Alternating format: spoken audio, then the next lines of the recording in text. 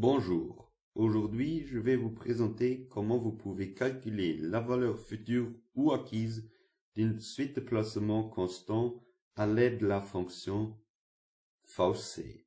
Avant de vous montrer la fonction, je vais revoir ensemble avec vous la formule vue en classe. Cette formule nous permet de déterminer la valeur acquise au moment du dernier versement. Voici la formule.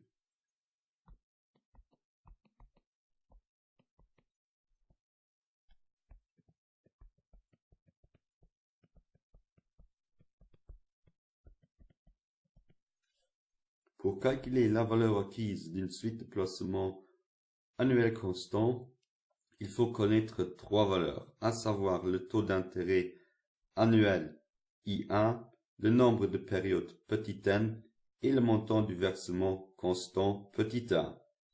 Pour la fonction VC, il faut avoir les mêmes informations. Je vais vous présenter maintenant la fonction à l'aide d'un exemple concret. Supposons que le taux d'intérêt annuel soit de 4%, que nous effectuions 6 versements constants à la fin de la période et que le montant du versement constant soit de 300 €. Dans la cellule B6, je vais maintenant calculer la valeur acquise à l'aide de la fonction VC. Le premier argument demandé est le taux d'intérêt annuel. Le deuxième argument demandé est le nombre de périodes. Le troisième argument demandé est le montant constant du versement que nous devons précéder d'un signe négatif vu qu'il s'agit d'un décaissement d'argent de notre part. Et pour finir, nous devons préciser si les versements sont effectués à la fin ou au début de la période. Je vais utiliser cette formule de calcul dans la cellule C7.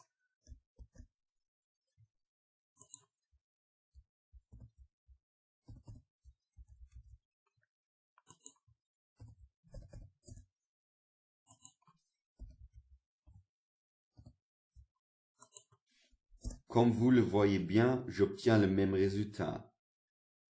Autre exemple. Maintenant, je suppose que les versements sont effectués au début de la période et que je veux connaître la valeur acquise à la fin de la période. Pour la connaître, il faut capitaliser le résultat obtenu pour une période. Je vais modifier d'abord les paramètres de la fonction et ensuite contrôler le résultat obtenu.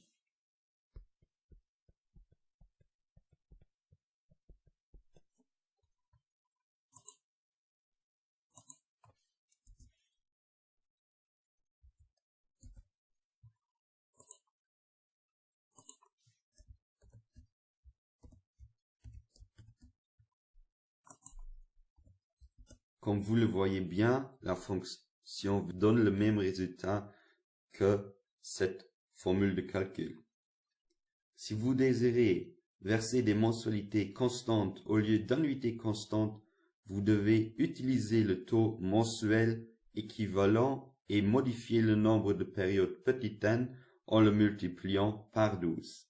Si vous désirez avoir des renseignements supplémentaires sur la fonction permettant de déterminer le taux mensuel équivalent, je vous renvoie à une autre vidéo publiée sur mon canal.